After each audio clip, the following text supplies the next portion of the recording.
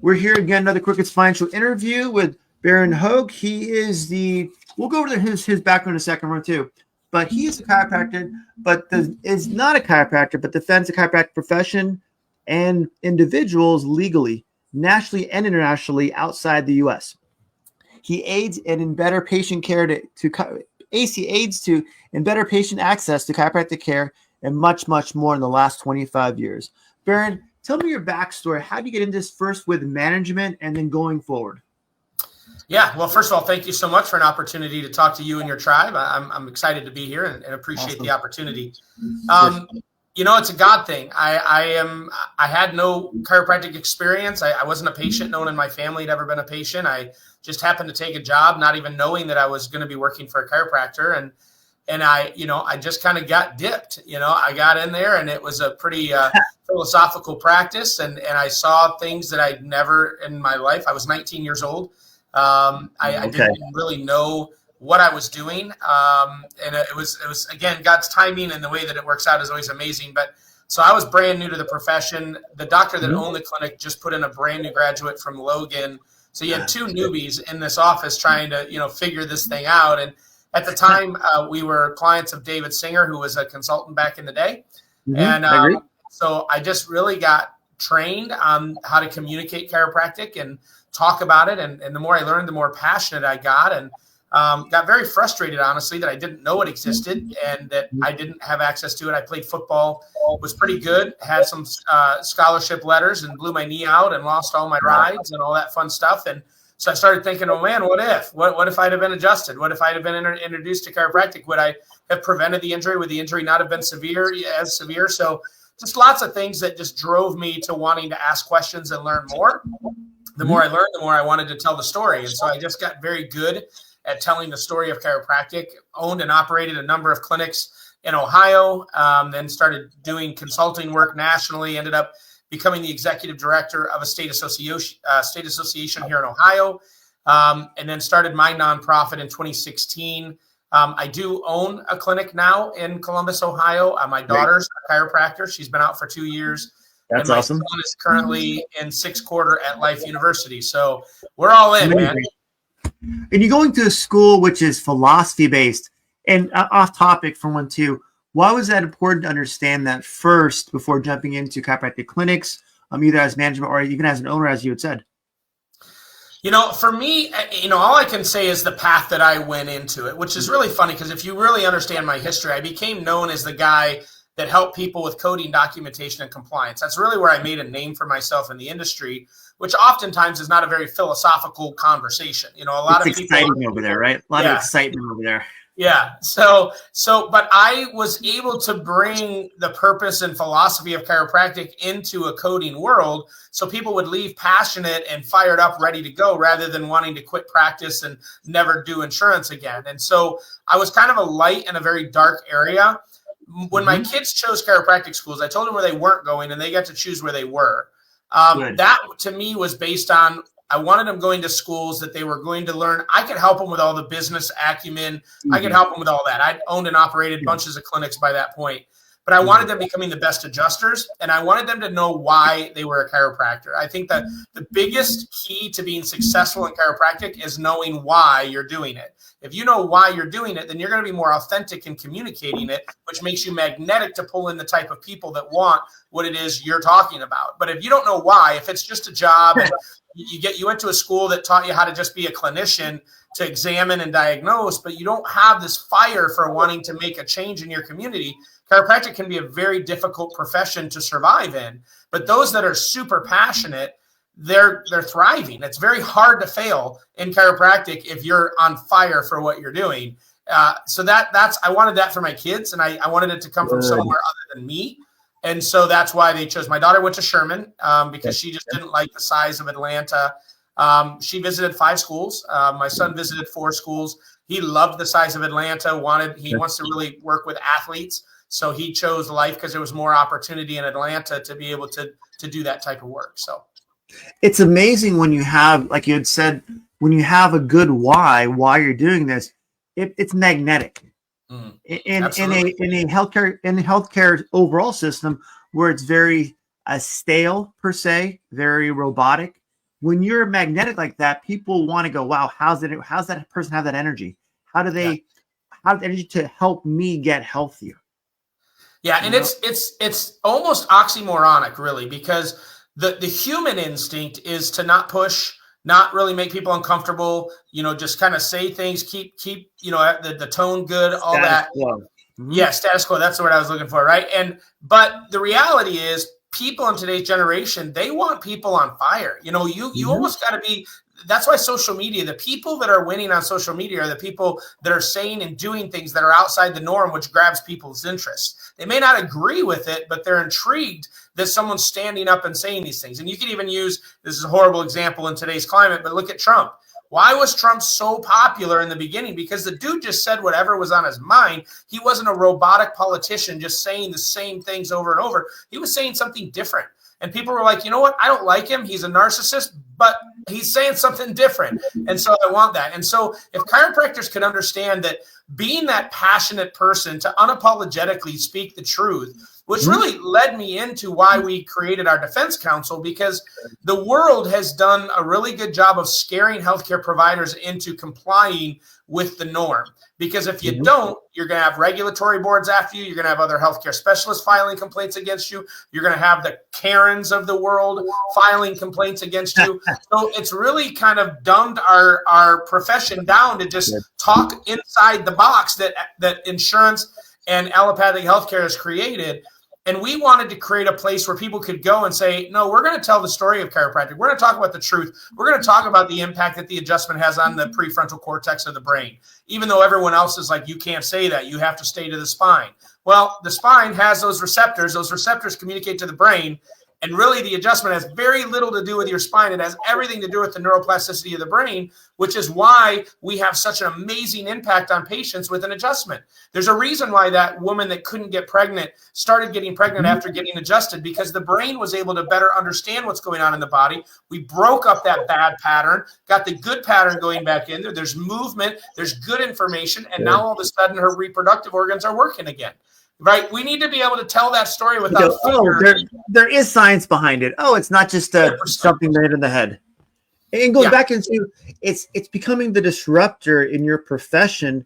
People go, "Wow, what is that?" And when you back it up with science and actually evidence, they go, "It's a true thing. It's not just someone made up in their head." That's exactly right. And to prove that point, in Australia right now, there's a massive issue with censorship. And so we work with chiropractors all over Australia. And in Australia, the rules with their regulatory body, they don't have state licensing boards. They have one national regulatory body called AHPRA.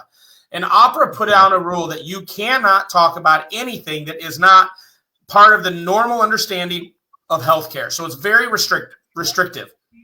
So chiropractors can't talk about anything other than what society believes: headaches, back pain, that type of stuff, sciatica, those type of things, right? So when we started working in Australia, we were like, this is ridiculous. Like, there's no wonder that the population doesn't understand what chiropractors are, because chiropractors aren't able to actually tell the story. And so we worked with people like Dr. Heidi Hoag, who's the leading researcher right now in all things neurology, the Foundation for Chiropractic Progress. We worked with the New Zealand Association, who had amazing documentation. If you remember back to the Wilkes case back in the day, it was New Zealand that had phenomenal data that we actually used in that case to show why we were separate and distinct. And so we worked with all of these groups and started feeding these chiropractors this amazing science that validates the effectiveness of chiropractic, and encourage them to start marketing like crazy, knowing that it would get the attention of the regulatory body. And then my lawyers just defended every single one of these doctors, and we won every single case. Every single one with a regulatory body. We just threw science in their face, and they were like, oh, okay, I guess they can say that. So now it's like this enlightenment that's happening over in Australia, where chiropractors are now able to tell the story of chiropractic without fear of being deregistered and losing their right to practice. And, so it's exactly what you said. People think that we're just talking out of our heads, but there's so much evidence to support the effectiveness and efficacy of what we're doing. And going into also too, when you worked with chiropractic clinics as a manager, even owner too, what were the weaknesses that you saw in their management, internal systems, everything else? What do you see? Yeah, rule number one. So I owned 9 clinics, and I had consulted with over 2,500. So, I mean, I've seen a lot of different aspects in chiropractic. I was very unique in that I didn't have my own cookie cutter program that I wanted everyone to do. My job was to go in and build systems around the uniqueness of the individual chiropractor. What I had found was whenever because again, we were clients of Singer when I first started. And so I would go, Singer would say, do A, B, C, and D. We would take it back. And A and B worked, but C didn't. And it was very frustrating. We'd go back and he's like, no, you're not doing C. You're not doing C. I'm like, well, C doesn't work for us. My doctor really can't communicate at C. And so it was very frustrating. There was a dissonance between us and the coach. And eventually we ended up firing them and going somewhere else because it just didn't work anymore. So I wanted to create a consulting group with it rather than trying to turn people into me. I wanted to figure out how to develop a system to enhance who they were. So the number one problem that I think a lot of offices have is they think success lies in them being like someone else that was successful. Rather than taking the principles from that individual and saying, well, what he did is he's really good. He's got a history in sports, so he exploited sports. Well, I have a history in music. And so I'm going to exploit music, and I'm going to go after all the musicians that sit the wrong way and talk about the burdens of what it is carrying your instruments or whatever it is. And I'm going to, so rather than that, he thought, well, then I'm going to go after athletes because he built his clinic on athletes, even though you have no understanding of being an athlete. So I want to simplify. Even when I opened my last clinic, which I opened it in May of 2020, right in the heart of COVID. And because I wanted to prove a point. I wanted to prove you could build a practice doing all the things everyone told you not to do. Our hours are Mondays and Wednesdays from 11 to 6, Tuesdays and Thursdays 7 to 3. That's it. We were not open any more than that because I wanted balance for my team, that they could go home every night and have dinner with their family. I didn't want to be victimized by hours because of our patients. I wanted to prove you could build a 300 a week practice with one doctor with crazy hours. We also accept zero insurance. We don't do Medicare, Medicaid. We don't do personal injury. We don't do workers' comp. It's 100% cash. And once they get to once a week where they can sustain an adjustment once a week, we have a subscription where it's called our VIP Wellness. And they will just pay us a fee every month, and they get 4 adjustments a month. And so I wanted to prove that you could build a practice, not accepting insurance, having weird hours, not doing any crazy modalities, not having to charge so much in your office, because we keep our overhead low, we keep our fees very affordable, and we build plans to make it part of people's lifestyle. And so I proved that simplifying practice is where the profitability is. So the number one thing clinics do when they're struggling or they're not hitting payroll or they're not collecting enough is they add things thinking they need to add in order to generate. And really what you oftentimes need to do is remove, simplify, fall back in love with the adjustment, and communicate authentically. And, I have 3 doctors in there now in this one office, and that we treat animals, we treat humans. It's phenomenal. It's just a wonderful place where people can afford to make chiropractic a part of their lifestyle. Everyone in our practice comes in once a week. That's what we believe it is, because we know the brain recreates patterns every 7 days. So our people are adjusted because they know their brain needs to better adapt to stress. And so by getting adjusted, their brain and their body are in right communication, and we're not developing bad patterns, and therefore they can avoid a lot of the ailments that they typically experience. So I would say my number one thing, simplify, and then fall back in love with the adjustment. You're making it very simple and effective and efficient by doing that. And by making it affordable, you're helping people understand the philosophy of chiropractic, feel the adjustment, feel the results. And what are they going to do? Are they going to tell their friends and family? Exactly. Oh, so it's so much easier versus having to get this compression table, this modality, this shock wave, which may work great, but is that chiropractic? Yeah. And I'm not against any of those things. I'm against why people bring them in their practice. I have a friend that absolutely loves decompression. So I love that that's what he does, because that really is his passion. But majority of people that buy them didn't buy them because they wanted to get into decompression. They bought it because they needed to generate more revenue. And this they thought was a model to do it because they were failing at the chiro side. And I don't like that. And why did people fail at the chiro side? In my opinion, because they didn't know who they were in chiropractic. We sold out it. Listen, having 2 children, it is expensive to become a chiropractor. It is a lot of freaking work to become a chiropractor, contrary to general public belief. It is not an associate's degree. I mean, you guys are doctorate level education, actually more classroom hours than an MD. Take 5 national boards. I mean, it's a process to get it done. So you get done with all that schooling, then you get into practice and you're really excited, but you have debt from school. And we're the only healthcare industry that cannot automatically just go out and have options to choose. There are no hospital systems hiring chiropractors on the regular. There are no massive group practices for the most part. There are some out there, but not many, not to the sheer number of people graduating. So your option really is open on my own or go be an associate somewhere. Most of the chiropractors hiring associates don't know why they're hiring an associate. So it's a horrible relationship. It's unfair to both sides. You're not going to learn as an associate that way. There's no. And then if you open on your own, you're even in more debt from either from family or banks to open the clinic, and you really don't know how to run a business. So what happens is just life gets to you. The pressure of debt causes you to compromise all the things you believed when you were still in school, when you were in the bubble, that you knew you were going to go out and you were going to rock it. You were going to just destroy the town you were going into.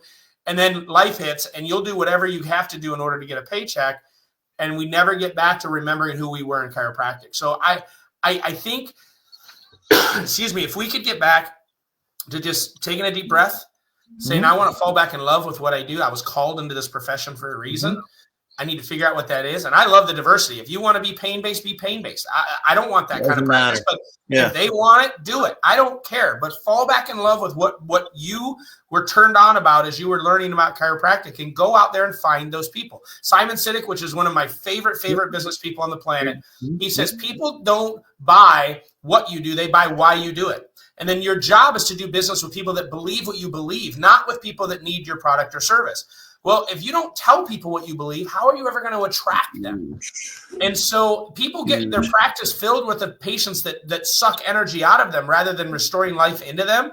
And it's because they're not boldly stating what they believe in their community to attract the people that believe what they believe. And when you do that, dude, it is epic. It is, referrals are out the door. Your joy is there. I tell people all the time, we really don't see Medicare because we don't deal with Medicare. So we refer them to chiropractors in town that do Medicare. And I don't like old people. I'm just going to be honest with you. It doesn't make me a bad person to say that. You don't like sitting with old people. Exactly. Yeah. Well, I don't like being around them. They drive me insane. I'm just telling you, it's a personal thing. I'm going to be old someday, but so for me personally, and in our environment, the way we work, old people are clogs in the wheel. And so I love them and we love them, and we love them into the right place. And so but it's okay to say that. It doesn't make me a bad person any more than it makes anyone else a bad person. If our people that we see regularly get into an auto accident, we refer them to an office that's built for personal injury. I don't want to keep you there and then mess up your PI case because we don't document to the level that insurance companies typically want. No. So when you're done with your PI case, come back. Right. So we're not threatened by that. So it's okay to get rid of the parts of practice that you don't like. It really is. And, and you can generate a lot of money not dealing with those things because I don't have the additional staff that have to do all the calls to get insurance, verifying insurance. So that money, I don't need to make as much per visit because my overhead's not as high. And therefore we can make it more affordable for more people. Isn't it amazing to run a business? It's not what you bring in, it's what you take home, or you think about, why does someone have 10 massage therapists on site or have a $5,000 loan for all their equipment in their office? When you think about it, if you keep your overhead low, you can see specific people and not have to worry about, I need this just to pay the bills. When people tell me they have $1 million clinic, the first thing I always do is chuckle because you may generate $1 million, but you're not making $1 million, right? A lot of those $1 million clinics make less money than I do. And my clinic only does about $400 a year. Right. Yeah. But my overhead is only $200 a year. So and we only work 24 hours a week. Right. So the brain damage index is way low on my practice, and the profitability is way higher than $1 million clinic that has a 5,000 square foot office with 17 employees. People are brain damaged. Like I tell my staff all the time, we pay them very, very well, but I don't like adding people because they're brain damaged. Like people are just variables I can't control. So I want as few of those that I can in my business. So we pay very well. We're very intentional about how we work. During our hours we're open, we're busting tail, but we're off more than we're on. They don't work 40 hours a week, right? They're home. Well, you're not sitting around waiting for the next patient. You're like, oh, hope someone calls. Or, but he says some offices, they'll stay open long hours, but see 20 people. Some offices stay open for 4 hours and they see 40 people. That's right. 100% right. Yep. What do you want to do? And these are the lies that people have been told, because there was a generation that in order to open the doors, they had to go out and do screenings and knock on doors, and they had to do all of that stuff. That was in an era that we didn't have social media, and an era that information wasn't conveyed. Yellow pages. Yeah, right. I was Yellow Pages in the beginning as well. I remember that's why most clinics, if they've been around for 30 years, they start with A. The name of their office is A, so that they can be at the front of the Yellow Pages. That was something I learned in the very beginning. So, but yeah, so there were ways that clinics were built in at a certain period of time, but life doesn't work that way now. No. And you don't have to do it like they did. What you have to do is find what turns you on about being in business. I do believe in a win-win where the business and the customers both win. There is such a thing if we're honest with each other and we build it and communicate. When patients complain about our hours, which it is a hindrance, there are a lot of new patients that don't schedule with us because they can't conform to our hours, or rewind. They can. It's not a priority enough for them to do it. They'll do it to go get their nails done. They'll do it to go change their tire. They'll do it for those other reasons. But we're unapologetic about our hours, and we tell people right up front. We know our hours are a little different, but we do that so that our team members have balance with their families. Perfect. And the response we get back from everyone is, man, I wish my boss was like that. So they don't get mad at us anymore. I work for you. That they don't work there, right? So we're just honest and tell people this is why we do things. This is why we do it the way we do it. And it just makes it so much more fun. You're making it very simplistic to where once you're a master of one trade versus a jack of all trades, you make yourself specifically, people want to see because they know you're the chiropractor. You do adjustments. You don't do all the other stuff, which is fine, but you want to make sure I'm coming in for an adjustment, doc. I want the adjustment today. You make your believers you. And I'm not against therapies. Low-level laser is amazing. Rehab is great. They all have a place and a purpose. I'm not knocking them, excuse me, at all. But the reality is people overschedule themselves constantly. They do not have extra time. So when I started this new business, I said, I want to remove all the variables possible to people to say no. Part of that is convenience. Part of that is how long they're in the office. Part of that is what we charge. So if I can make it affordable and they can get in and out of our office and they're not looking at us if they have a cram day saying, I don't have time for the chiro, because they can literally get in and out in 5 minutes on a routine visit, then we don't get cut from the schedule. But if I have them there and then they're doing rehab and then they're doing this and they're doing that, and it's a 45-minute visit every time they come in, we get cut because they don't have time for it. And yes, I'll still argue it's a prioritization, but I'm a very busy guy. I don't have time to go somewhere for 45 minutes 3 times a week. And if I did, I'd have to cut something else out of my life. So I want to make it where we can add chiropractic without them having to cut anything else out. We need 45 minutes for the first visit. It's 5 minutes after that. My team knows we schedule according so people don't wait. They get in, they get out, and it's a phenomenal thing. It's my personal. We used to do ultrasound in our office. We open Saturdays, weekends. I'm like, we cut hours about 20%. Adjustments, maybe a little table time, against exam extras if needed, and we're seeing more people. 100%. Because everybody's happier. And happier, they're convenient. They're like, man, you got me in 5 minutes. Yeah, you need more than that. I can sit here and talk about the news for you, but I don't want to. Right. Talk to your friends about that at work, whatever it is, too. Call your buddy up. Yeah. We just had a team training, and I told the team that as well. I said, listen, guys, I love you, but they're not here to be buddies. We're not counselors. Our table talk is all about why they're getting adjusted. Hey, let's get on the table. Let's turn that power on. Let's make sure your brain can deal with all the dummies you're about to encounter on the road and at work and at home. Let's get you going. All right, what are we going to do today? Make sure that you're doing your breathing. Make sure that you're doing your nutrition. Make sure, all right, we love you. Let's go. Go get them. It's all about why they're there, get them in and out. They feel valued. They feel nurtured. Because if we let them ramble on about everything that sucks in their life, they're going and they're lowering the frequency of themselves and the frequency of the office. So we don't give people a chance to do that. Even if they're hurting, we're like, hey, but you're here. This is the best part of your day. Let's get you on the table. Let's turn that power on. Let's let your body do what it was designed to do, to auto correct, to auto restore, and make you a better version of yourself so you can go kill it when you leave here. And that's just the energy of our office. And Bharon, how many times, if you have an estimate number, people have asked you, why are you not a chiropractor? Oh man, if I had a penny every time I've been asked that. So here was the deal I made. When I found chiropractic, I was 19. I already had a daughter. I had a daughter way younger than I should have. Yeah. Okay. And so part of me looking for a job was to provide for my daughter that I had just had. When I really fell in love with chiropractic about 6 to 8 months in, I really considered it because I'm like, this is incredible. Like I cannot, like I felt jealous that I wasn't able to put my hands on the patients. And so I was young. I had no money. I had a new kid. The closest school to me was Davenport, Iowa, which I didn't really want to go to Davenport, Iowa in the middle of the winter. And so I was like, so I made a deal with God at that moment. And, God has been the center of my journey in this whole thing. And I made a deal with him that the minute that I couldn't change the world through chiropractic by not being a chiro, I would go. But if he could use me as not being a chiro, then I would stay not a chiro. And I'm going to be honest with you, Tony, me not being a chiropractor has opened more doors than if I was one. I do a lot of lobbying. I do a lot of corporate talks with insurance companies, large employers, all this stuff. And they love that I'm not a chiro, but I could pass as one. If I wanted to lie and say I was one, I could. I understand every adjustment. I'm a student of this profession. I could tell you the history, exactly how it happened, every step that's gone through in this profession. Right now I'm 28 years into this profession.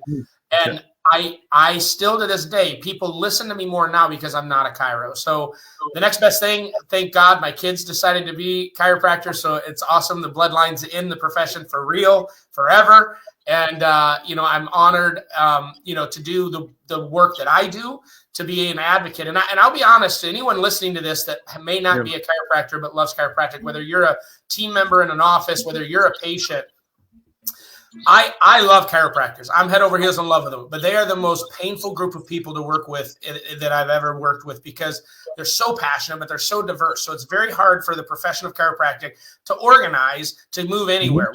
We spend more time arguing with each other than we do working with each other. I really think the thing that's going to knock this over, that's going to tip the scales, is going to be the team members in the office and our patients. The non-chiropractor just going out and telling people the truth about their experience in chiropractic is going to get it done. People listen to me because I gain nothing from talking about chiropractic. Perfect. When I'm going somewhere and I'm telling them how amazing chiropractors are, it's not like I'm trying to get them to my office in Columbus, right? I don't benefit from that personally. So they listen a little bit closer because I'm not doing it out of my own vanity. And so that opens doors. And when I start talking about the brain, which I really think chiropractic needs to get away from the spine and start talking about the brain, in my honest opinion. And when you start talking about the brain, people get it. They don't get hard bone on soft nerve. It's hard for them to understand. If a bone's out of place, we'll put the damn thing back in place. Why do I got to keep coming back? Right? But they definitely understand stress, thoughts, toxins, and traumas. They definitely understand the brain and knowing that the brain is the most important organ in the body. And when we correlate what we're doing with the adjustment and how it stimulates the brain and creates neuroplasticity and creates better patterns so that the body and the brain start self-healing and self-regulating, they get it. They understand that. And that's where we need to go. It's when you're almost reversing engineering, like, what do people want? At that point, let's give them, let's reverse the, if you want to call it vocabulary, to get them to get what they want. And we get what we want by helping someone feel better and get better. Then they become, you said, the voice for chiropractic. And like you said, perfect. When you have a front desk staff or staff in general that are passionate what you do, they're the first impression for a patient. They go, wow, I talked to this person for 2 seconds, Sarah, at X and X, or let's call it A+ Chiropractic again. Okay. Because we get back the yellow pages. At that point, and I love how her passion is. I want to go there. I want that. I want to feel like that. You want 100%. People working for you that do that as a chiropractor, and people around like yourself that are passionate, so people understand the general idea of chiropractic is not just for chiropractors, it's for the community, for everyone's health. That's right. 100%. It's 100% right. And, one of the favorite things that people tell me when I travel, because I'm the guy you do not want to sit next to on the airplane, because you will have an appointment scheduled when we land. Like, it's just the way that it is. But, the number one thing they tell me when they find out I work in chiropractic, they're like, oh, well, luckily I've never needed one. I'm like, well, unfortunately, that just means you don't understand it. And they're like, what does that mean? I'm like, because it has very little to do with symptom and pain. If you wait until you're hurting to get to us, then you've already missed the boat. And so then I get to go into the neurology and understand, explain them. And they're just sitting there going, well, I had no idea. I'm like, yeah. I said, do you ever lay in bed at night and you just can't shut your brain off and it's hard for you to fall asleep? Yeah, you're stuck in sympathetic dominance. Your body is stuck in fight or flight, and it doesn't know what to do. Your brain has been conditioned to believe it's under attack 24/7. The most powerful thing in the world. Every time you take a sleeping drug or every time you take a depression drug or any of those, they're telling the brain to get out of that. But you're doing it with chemicals that creates all kinds of other issues that actually causes the brain to stay in that attack mode because it doesn't understand this foreign substance you just took. So the adjustment is the most natural thing on the planet to get your brain out of that fight or flight, that live or die moment, into a restorative where it can heal, restore, and regulate. And that's why you need to get adjusted. And they're like, oh my God, I had no idea. I'm like, absolutely. And so it's fun for me. I love it when people say that stuff. And going back to when you were part of the Ohio State Association, Chiropractic Association, other ones too, when you started that, what did you see as the problem of those associations? What did you help fix? All right. So I'm going to be very, very, very careful how I say this, because I'm going to preface it saying I love state associations. I love everyone that spends so much time volunteering to do it. Everyone that's a part of an association, they really are selfless. They give a lot of time and energy to make that happen. With that said, I think state association structure is broken. Well, I'm not going to say it's broken. I'm going to say one of two things. Either it's broken and we need to change it so that we can have associations do what the doctors think they should do, or we need to manage the expectations of the members to understand what the associations are truly capable of doing. And what I mean by this, when I started there, I looked at the budget that we had. The majority of our money went to a lobbyist. The lobbyist was there to protect the scope of practice for chiropractic in Ohio, and then for us to be able to change laws to make it more beneficial. So we protected from people coming after us, and then we looked for opportunities to create a better environment for chiropractors to actually practice, right? But we were paying our lobbyist almost $10,000 a month is what we were paying this lobbyist. And we hadn't moved a piece of legislation in about 15 years. And I'm like, what is going on? Like, why are we spending that money? We're not that big of an association to be spending that kind of money and it not literally yielding anything for us. And so I immediately called the lobbyist. I was like, well, listen, we're not moving anything. We're not going after a bill ourselves. How about I drop you down to like $2,000 a month just to watchdog? And then if there's a bill that we need you to fight against, we'll up your retainer at that point. But I can't afford to keep paying you $10,000 a year. And he was like, yeah, no problem. Thanks for the $10,000 in the last 10 years. Yeah, we're exactly, good right? So, and that's not a fault of the previous leadership. It was that no one thought to go outside the norm. Right.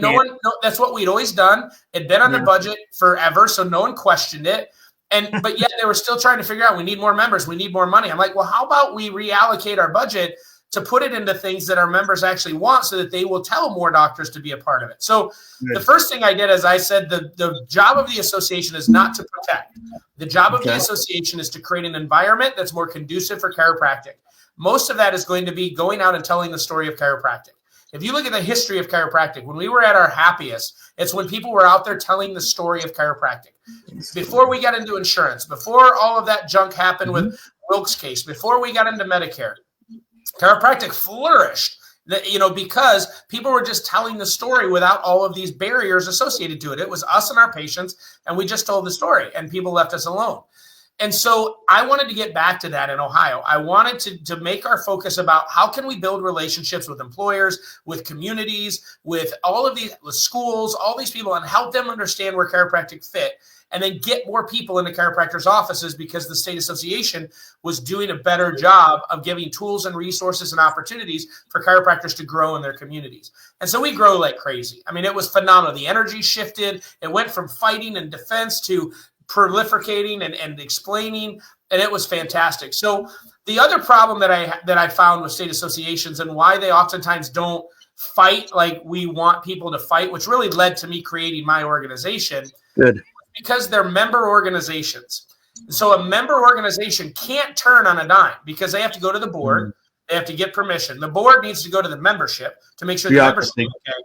And the membership's never okay. If you survey 50 people, you're going to get 50 different opinions of which way you should turn. And so it still makes the organization from moving. And so I felt I was handcuffed a lot, which is why I only made it 6 years, because we made no one cared when we were bankrupt. When I came in, it was pretty rough. and nobody cared because they thought the ship was sinking. But the minute we remodeled the ship and we overhauled it, and all of a sudden it was pretty and cool, everybody wanted to drive the ship. Bandwagons, my friend. Bandwagons. Exactly.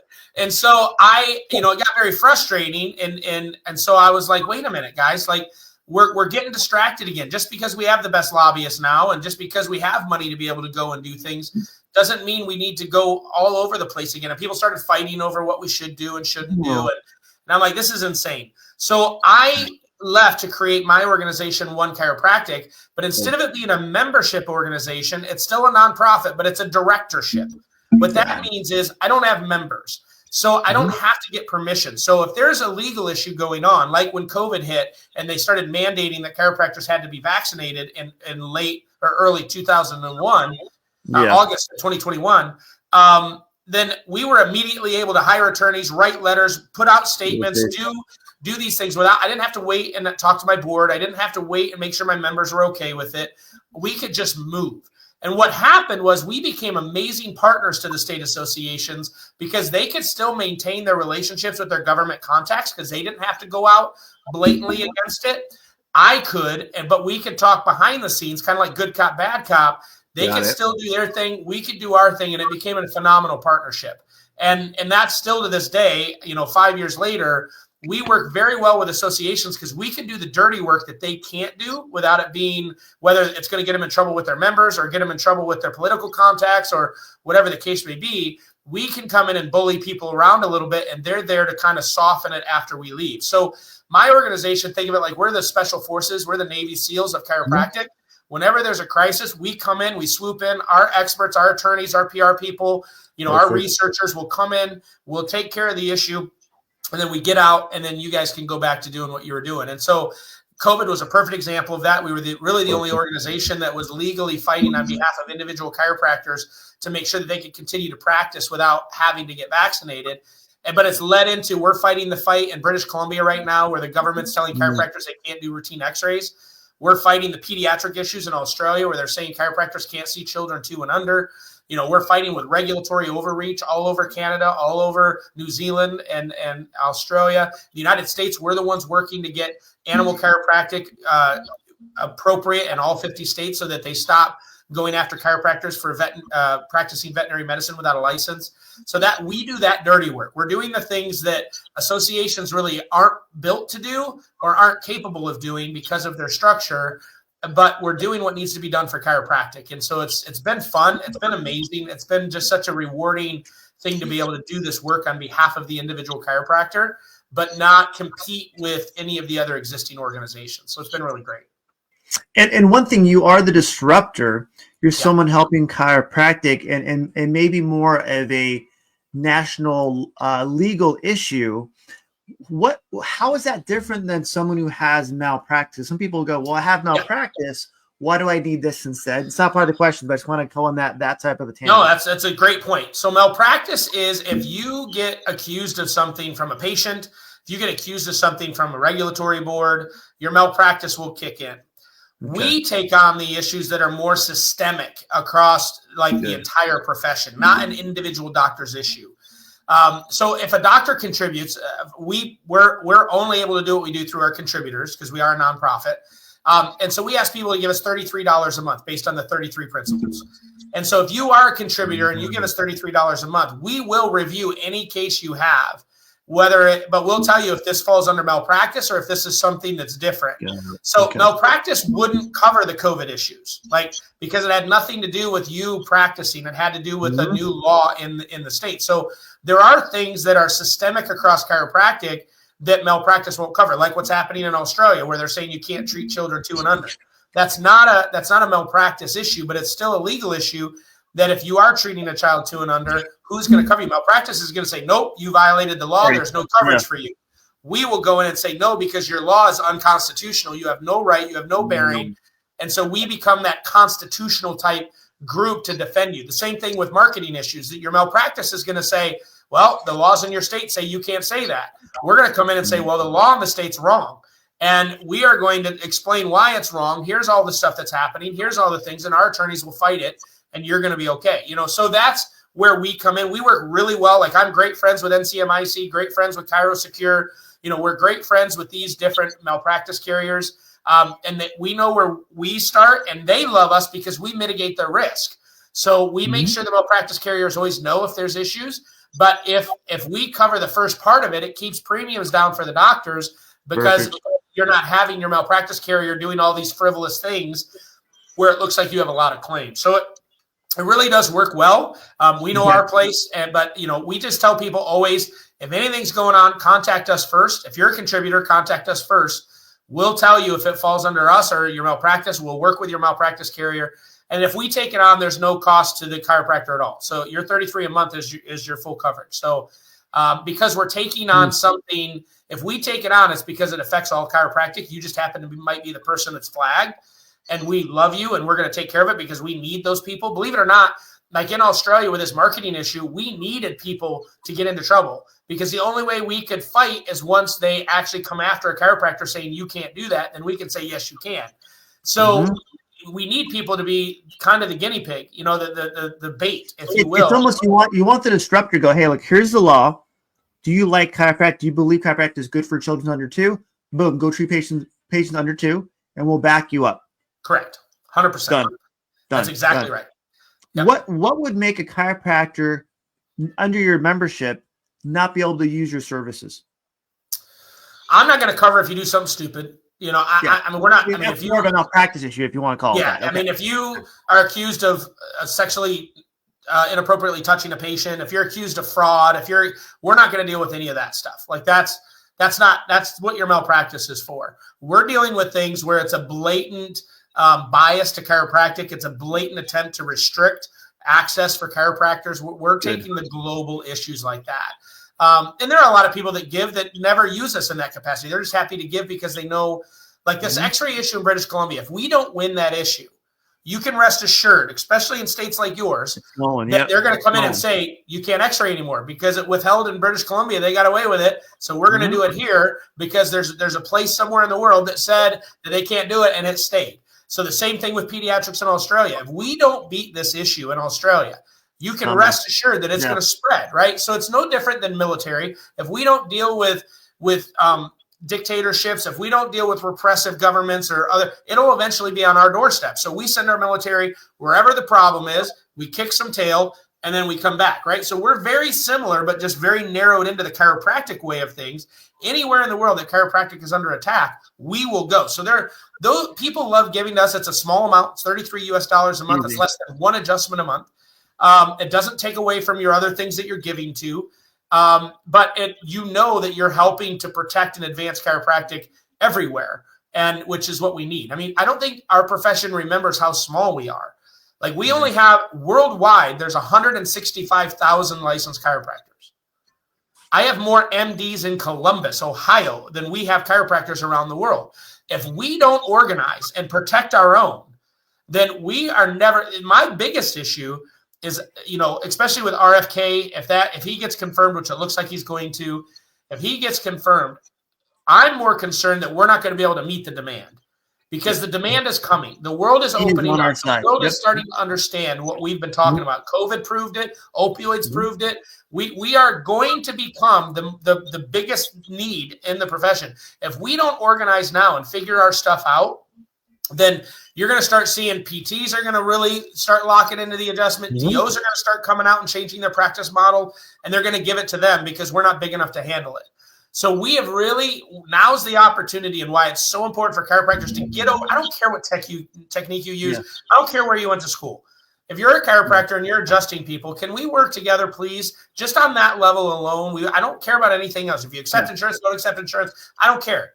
But we need to organize. And our organization is saying, if you're a chiropractor, then you're with us because we are out there making sure that we're protecting and advancing the opportunity for chiropractic to be the #1 healthcare choice in the world. And we have an opportunity to do it if we could come together. You're helping chiropractic, protecting the profession in the sense, in my mind at least, by allowing things not to go from patient 0 to patient 3, 4, 5, 6. And now this country or something's happened there. Now they go, this is going to back us up to now bring chiropractic down, allow them to have more restricted patients they can see and everything else, even bill them less if you use insurance for Yeah. one. Is your business model, is that a nonprofit then? So yeah, One Chiropractic is a 501c6 nonprofit. Yep. Okay. Yep. So it is a nonprofit. Got it. Okay. And explain now, let's go right into it. Why did you start, and you already talked a little bit about it. Why did you start in One Chiropractic? So I started because it was myself and a group of individuals that were very frustrated with the infrastructure of chiropractic. Everything that I kind of told you, we have two national associations in the United States, the American Chiropractic Association and the International Chiropractic Association. And both of those organizations combined have right around 6,000 paying members. Okay. We have 80,000 chiropractors in the U.S. Like, that's horrible. Like, that's an atrocious statistic, which tells you, it's very telling that chiropractors don't believe in or trust their organizations. Of all 50 states, only 3 of them have more than 50% of their licensed chiropractors as members of the state association. Mm-hmm. So most of the states have less than 50% of the chiropractors that are members. Again, it's very telling that chiropractors don't trust the infrastructure and the way that the profession globally of chiropractic operates. And so I learned a lot by being the executive director in Ohio. Mm-hmm. I served on a number of boards nationally. So I learned a lot of how that worked. And I'm like, no one's willing to be honest about this situation, and therefore no one's willing to change. And so we got to create something where we're meeting the needs of the profession today. And that's why we started One Chiropractic. And it boils down to the directorship that I was talking to you about before. We're a very lean organization. We can move very quickly. People vote with their checkbook. If you like what you're doing, you're going to continue to contribute. If you don't like what we're doing, you're going to stop contributing. It's the most economic manner of running a business ever. Like, you like it or you don't. If you don't, then don't support us. So we just do the work. We just find things to do. We do it. And we just pray to God that we're going to attract enough people to be able to afford to do it. And so far, we're 5 years in, and we're doing well. And we're able to take on. We're in 11 countries. I have 50 attorneys on retainer. We have 3 PR firms that work for us. So we're able to do the work that needs to be done. But we're very, very specific. We're very strategic in the way that we do it. So I built it because I don't think the current infrastructure of the profession was working, and the profession deserved better. It's amazing when someone asks if I do my talk there is, what do you belong to the state association? Like, what is that? And right now, as an individual chiropractor in my own private practice, my partner, you don't even hear about them. Yeah. Unless they want to check or something like that for God knows why. And it's something to where we almost avoid that. So having you on our side allows us to go, this is our way to protect ourselves legally if something does come about where it's not a malpractice issue, but something actually above that for one too. Yeah. And explain 100%. The 3 pillars of One Chiropractic for me too, Bharon. Say that again. Explain the 3 pillars of chiropractic. Explain the defense counsel, but what are the other ones also? Yeah. So One Chiropractic is the nonprofit organization, but we have projects that we launch underneath that. One of them is the Chiropractic Defense Council, which is all the defense work and stuff we've been talking about. Good. We have another project that we launched, which is called Operation Backbone. It's been a passion of mine for a very long time. I was working on it while I was with Ohio, and I've kind of carried it into this new organization. Good. And that is that in the United States right now, a chiropractor cannot join any branch of the military and serve as a chiropractor. There is no pathway for chiropractic in the military right now, any branch.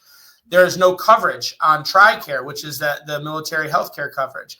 There's no chiropractic benefit. So if an active duty military member right now wanted to get chiropractic care, they'd have to pay it out of pocket unless they went through the VA. The veterans have access to chiropractic through the VA, but the chiropractors that work in the VA, there's one often in the whole hospital. It's like a 6-month waiting list. Then you need a referral in order to see a chiropractor out in the community. And there's a bunch of red tape that you have to do for that chiropractor to get paid to do that. So my dad was a prisoner of war in Vietnam. I'm very, very loyal to our men and women that serve. And I think it's absolutely asinine that the most deserving of Americans don't have access to chiropractic. So Operation Backbone is an attempt to organize the work of chiropractic in the military. We're trying to provide information to chiropractors to know how to appropriately treat veterans, appropriately treat active duty. What's the right way if you're going to discount? What's the right way if you're going to do it for free? how do you work? If you're going to function within the VA, what's the right way to do it? There's really not one place for them to go to find all the information, because it's such a unique subset of a patient dealing with veterans that we wanted to have a place to do that. We wanted to teach people how to get engaged in their communities, to get involved with the VFWs, to get involved with all of those other organizations. And then we also have a lobbyist that we have in DC, and our goal is to get the Department of Defense to start allowing chiropractors to serve as commissioned officers, and that chiropractic becomes part of the medical corps within the military. I can imagine this, Doc, and I know that you can see this because you see patients every day. But how amazing would it be if these people are under care when they're training, but then when they get deployed, their chiropractor goes with them, and we're treating them right on the field. We're treating them right post-mission. Do you know how many people we could save from having lifetime chronic neurological issues if they could get adjusted regularly while they're in country? And we're the most affordable people to do it. We just need a table, and we can bring it with us. like it's not. We don't need a operating suite that's sterile. We can do it, and we can do it right there in the middle of the battlefield, and we could save so many people from having to retire early from military service. Disability portion, yep. Yeah, we can save them from having massive chronic conditions. So Operation Backbone is a very intentional project to make sure that chiropractic gets more appropriately integrated into the military. And that would save the VA and that system of government so much money. With all basically a vet coming back and not having to spend hours and hours every week at the VA, and medications and suicides, everything else. You're talking about saving lives. Oh yeah, literally. Yeah, it's insane. Well, the big thing that the military is worried about right now, that's their biggest issue, is early separation. They're spending, I think right now, the average cost is about $190,000 per military member to get trained and ready for combat. And then they have all of these individuals that are leaving service due to non-combat related neuromusculoskeletal issues. And so they're spending all this money to get these people ready, and then they're leaving and they never get to serve. So they have to turn around and get another person and spend the money. It's kind of like hiring a front desk. You get them trained and then they leave. And you're like, for the love of God, why can't I just keep a front desk person, right? Appreciate it. So we are showing them through data what we do with athletes, how we're able to keep them performing at a high level, how we're able to reduce the number of injuries they have, and how they're quickly, their recovery time is much faster if they do get injured when they're under proper care. And we told them we believe we can help them with this early separation issue. And so that's really, we're trying to find the angle that matters to them, right? That's sales 101. It doesn't matter what I think my service can do for you. It's what you think it can do. And so right now, if you're going to deal anything with military, if you have a base in your area and you have a desire to treat military personnel, you can go to the base commander, have that conversation about helping them with early separation rates, and they will pay you to go work on the base. Like it's happening in different parts of the country. So if you have a base in your town, give me a call. I'll teach you how to go and build an entire business and have the military pay you to go treat their personnel. Because it's just about knowing the language, understanding the infrastructure. And that's what Operation Backbone is designed to do, is to help chiropractors understand that framework and make sure that we get chiropractic integrated properly into the military. You would basically help someone and help their families understand how that works. At that point, treat them on base and the community in general. That'd be great. No, it's an amazing thing. And what's Health Missions? So Health Missions is our actual C3 foundation. So that's our true nonprofit. When people think of nonprofits, it's a charitable donation. So if you give to Health Missions, it's a charitable donation, where if you give to OneChiropractic, it's a write-off, for sure, a business write-off, but it's not charitable. So Health Missions, actually, we acquired that nonprofit from Dr. Joe Esposito. He had a vision of not just doing mission trips. Like, there are groups that do mission trips. You'll adjust 100 people and you leave. And that's awesome. I love it. But Health Missions was designed to do mission trips that are designed to actually infiltrate chiropractic into parts of the world where chiropractic's not established. So we do missions trips, but our mission trips, we only bring 10 to 12 people. And they're really intended to go after the biggest economic driver of that country and show how chiropractic can impact that. So, for example, we went to Colombia. We went to the coffee bean pickers, and we started adjusting them and showing the employers how we could help them perform better, just like an athlete, perform better, reduce injuries, speed up recovery times.